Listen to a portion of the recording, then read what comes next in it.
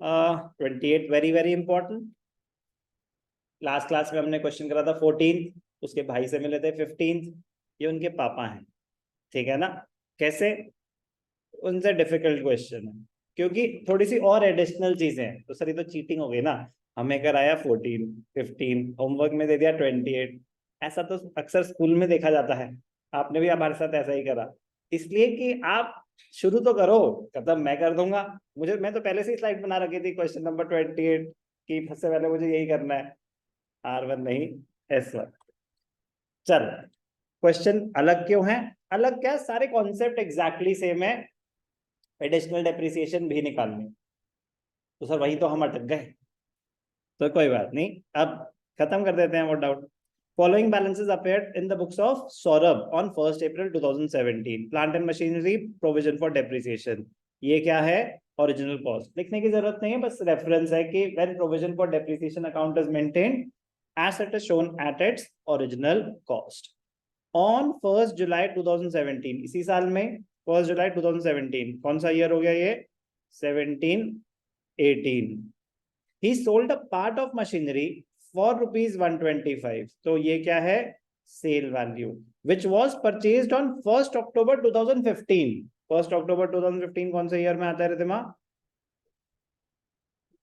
Correct, 15-16 में आता है। कितने का खरीदा था? 160। On the same date he purchased a new machinery for rupees 3 lakh.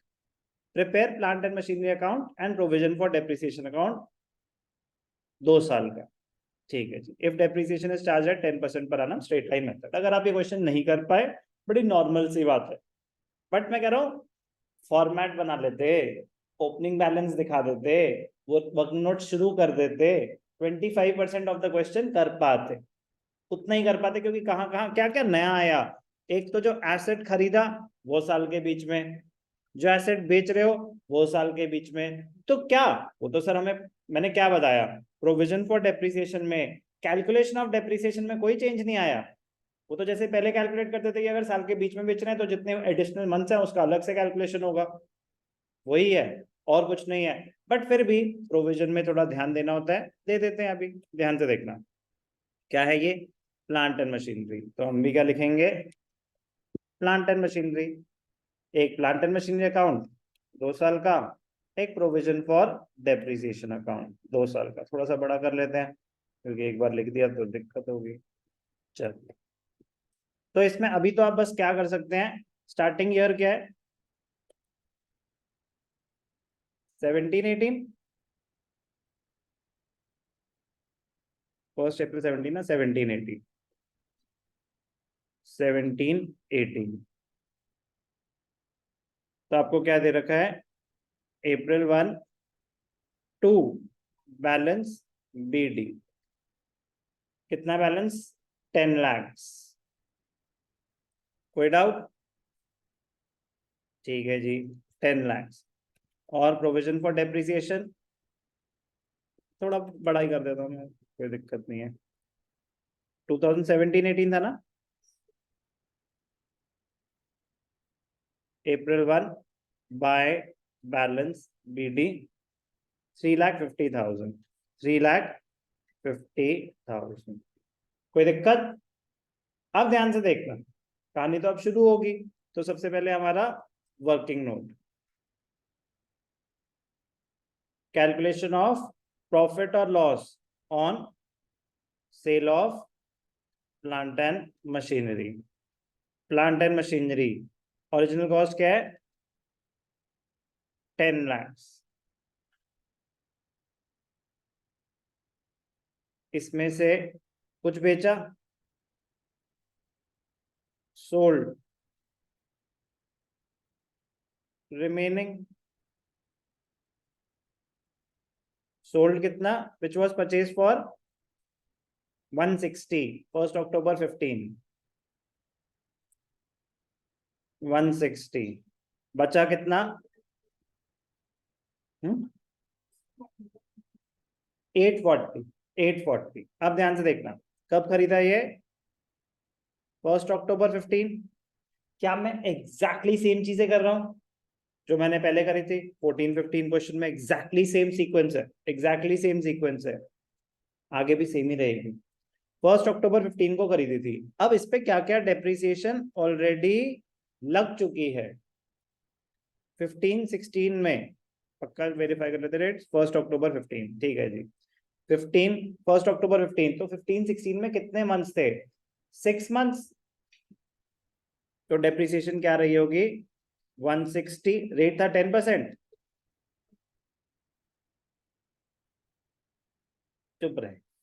160 का 10% 16,000। 16,000 का हाफ। प्लीज सुनने पे ध्यान देना, मैंने क्या बोला? सुनने पे ध्यान दे, प्लीज सुनने पे ध्यान दे। बाद में कंपेयर करें, साथ साथ कंपेयर ना करें, आराम से कंपेयर करना। 1,60,000 का 10% 16,000। बंद कर देंगे रजिस्टर्स।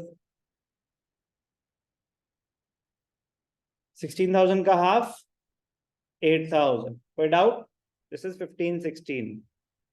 16-17 पूरे साल का, तो वो कितना हो जाएगा? 16,000। कोई कैलकुलेशन की जरूरत नहीं है, मतलब स्ट्रेट फॉरवर्ड है। 16-17, तो इसके आगे तो हमने करना है। इतनी डेप्रिसिएशन ऑलरेडी चार्ज है, इतनी डेप्रिसिएशन ऑलरेडी चार्ज है, तो 18,600 24,000। इतनी डेप्रिसिएशन ऑलरेडी चार्ज है। अभी तक किसी को कोई डाउट? बट क्या हमने एसेट 1 अप्रैल 2017 को बेचा? नो। तो यहाँ पे एक बस जो नया पॉइंट आया, additional depreciation. Additional depreciation for 17-18 कब बेचा? 1 जुलाई को बेचा ना। 1 जुलाई को एसेट बेच रहे हैं ऑन 1 जुलाई 17। तो ये अप्रैल में जून 3 मंथ्स की डेप्रिसिएशन क्या अभी चार्ज हुई है? हमारे पास बैलेंस है 1 अप्रैल 2017 का, तो क्या अप्रैल में जून 17 की डेप्रिसिएशन चार्ज हुई है? अभी चार्ज नहीं हुई है। तो ध्यान से देखना, कैलकुलेट भी होगी और चार्ज भी होगी। तो चार्ज करने का 1,60,000 का 10% फॉर 3 मंथ्स, तो 16,000। 1/4 4,000। कोई डाउट? अब ध्यान से देखना, book value of asset sold, book value of asset sold on 1 July 17। Formula क्या होता है? Original cost minus accumulated depreciation. Original cost was 160. Accumulated depreciation 24 plus 4 28,000। 24 पहले से चार्ज थी, 4,000 आपने अभी कैलकुलेट करी, तो इसकी वैल्यू क्या आ गई? 1,32,000। क्या है ये? Book value. बेचा कितने का आपने? वो सोल्ड फॉर 125। वो सोल्ड फॉर 125।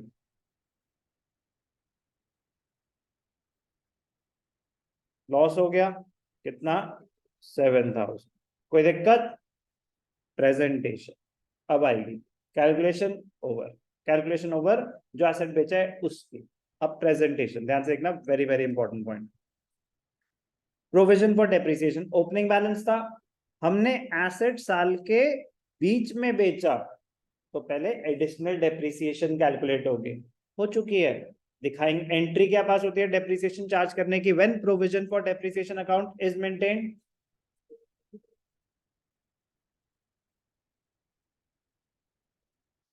अबे एंट्री पूछ रहा हूं मैं, लेजर पोस्टिंग का तरीका नहीं, जर्नल एंट्री क्या है?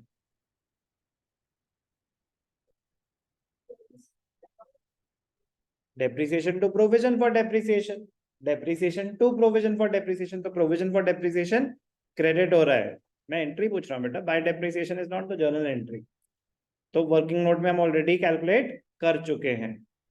फिर भी रेफरेंस के लिए दोबारा बता रहा हूँ, 160 का एसेट जो बेच रहे हैं उसकी एडिशनल डेप्रिसिएशन कैलकुलेट हुई है 3 मंथ्स की, जो कि कितनी आई? 4,000। यहाँ पे सिर्फ 4,000 आएगी। ऐसा क्यों सर? बाकी 24 इसमें ऑलरेडी इंक्लूडेड है, बाकी 24 इसमें ऑलरेडी इंक्लूडेड है। वो तो पुराने सालों की थी ना, वो इस 350 में ऑलरेडी इंक्लूडेड है।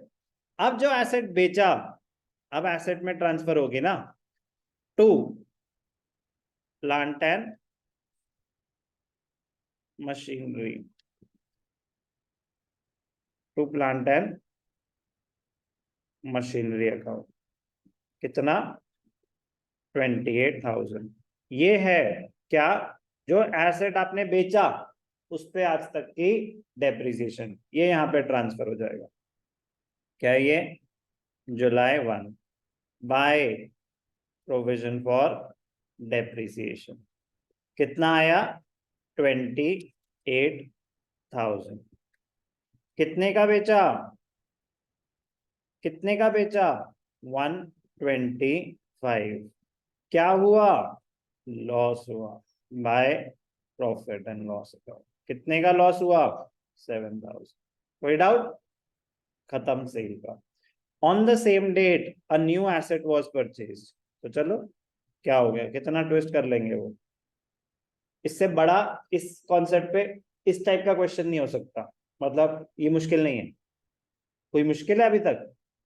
Yes you have to be careful, उसमें तो कोई डाउट ही नहीं है। Additional calculations yes they are there, difficult नहीं है, डिफिकल्ट नहीं है। डिफिकल्ट होंगी चीजें, इसलिए बता रहा हूँ कि डिफिकल्ट किसी और चीज को बोलते हैं। ये डिफिकल्ट की कैटेगरी में डालना मतलब फिर आपका लेवल लो है, कि अगर आपको ये डिफिकल्ट लग रहा है ना, ओ ये तो बड़ा मुश्किल है, तो मतलब आपके कॉन्सेप्ट अभी क्लियर नहीं है।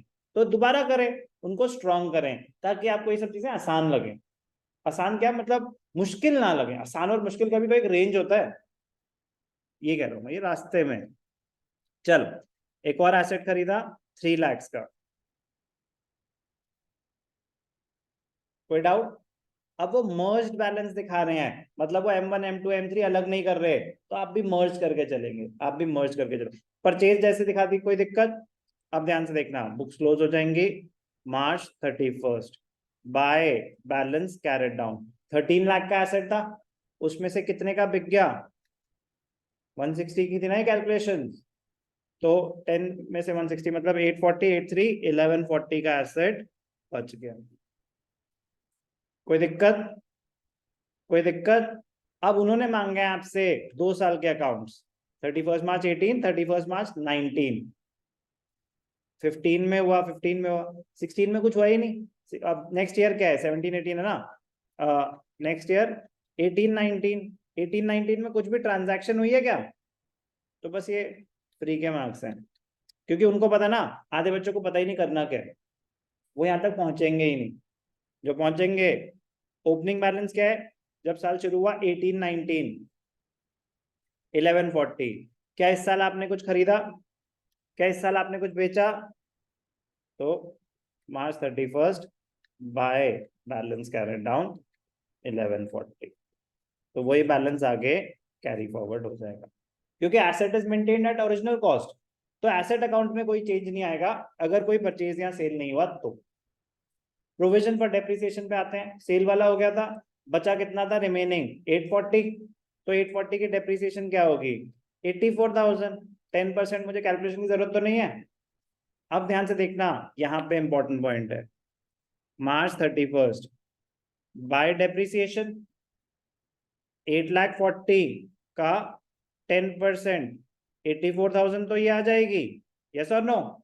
आपने एक नया एसेट खरीदा है, आपने एक नया एसेट खरीदा है, कितने का 3 लाख का, 3 लाख के डेप्रिसिएशन, 3 लाख का 10%, जुलाई में खरीदा था, तो 9/12, 3 लाख का 10% 30,000, 30,000 का 3/4 22,500, 22,500, तो 1,06,500। कोई डाउट, कोई भी डाउट?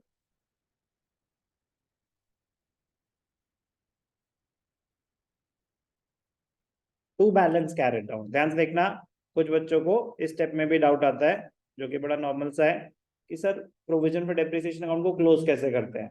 वो होती है आपकी अक्यूमुलेटेड डेप्रिसिएशन। क्या होती है? अक्यूमुलेटेड डेप्रिसिएशन, आज तक की टोटल डेप्रिसिएशन, किस पे? जो एसेट एग्जिस्ट करता है आपके पास उस पे। नॉर्मल जैसे लेजर क्लोज होता है वैसे ही, क्रेडिट्स माइनस डेबिट्स। क्रेडिट्स कितने हैं 350, 354, 360, 460, 4,60,500, वेरीफाई 005 6410 104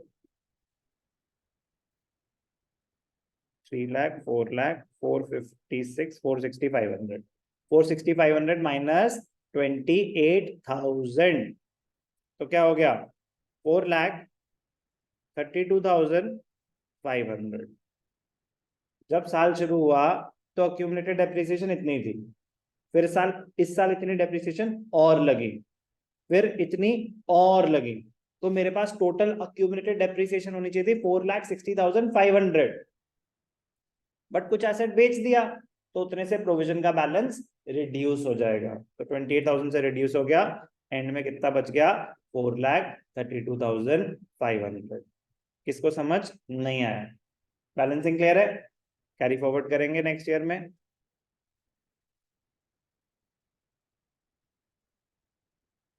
नेक्स्ट ईयर क्या है 18-19 ध्यान से देखना जब 18-19 शुरू हुआ by balance BD accumulated depreciation कितनी है 432,500 अप्रैल 1 मार्च 30 अब और कुछ नहीं हुआ ना तो एसेट तो यूज हुआ होगा उस साल की डेप्रिसिएशन बाय डेप्रिसिएशन कितना एसेट है आपके पास 11,40,000 स्ट्रेट लाइन मेथड है पूरे साल एसेट यूज हो रहा है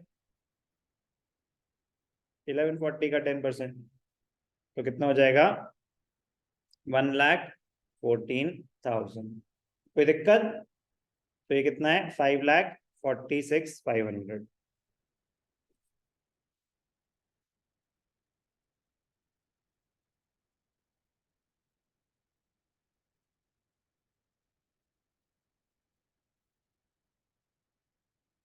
to balance carried out 5,46,500 5,46,500 तो इससे कॉम्प्लिकेटेड क्वेश्चन इस मेथड पे वो नॉर्मली डिफरेंट बना सकते हैं मतलब है ना इससे लेंदी नहीं बनाएंगे इससे लेंदी नहीं बनाएंगे बट कोई कैलकुलेशन अजीब नहीं थी मतलब बिल्कुल प्योर लॉजिक पे चले हैं जो हम नॉर्मल सिनेरियो में करते हैं वही कैलकुलेशन है 6 महीने एसेट यूज हुआ तो 6 महीने की डेप्रिसिएशन होगी 3 महीने एसेट यूज हुआ तो 3 महीने की होगी हाँ आपके लिए नई चीज है ये फर्स्ट टाइम आप ऐसा कर रहे हो प्रोविजन वाला क्वेश्चन जिसमें ड्यूरिंग द ईयर बेच रहे हैं तो yes if something is new तो इनिशियली अनफेमिलियर लगेगा ना बट मैं कह रहा हूँ रेपिटेशन ही तो आपको बचाएंगे आप एक क्वेश्चन करके बस छोड़ देते हो चलो सर ठीक है आप समझ आ गया आप आगे करते बस वहीं फंस जाते हैं फिर हम क्योंकि हमने वो चीज अपने आप तो करी ही नहीं होते हुए देखी थी अप्लाई कर पाएंगे कि नहीं कर पाएंगे नॉट श्योर हमने 20 क्वेश्चन कर दिए नॉर्मल वाले प्रोविजन के 3 तो भाई साहब एग्जाम में अगर प्रोविजन का आया तो मार्क्स तो उतने का ही होगा 6 या 8 तो लेकिन टाइम देना पड़ेगा आपको थोड़ा सा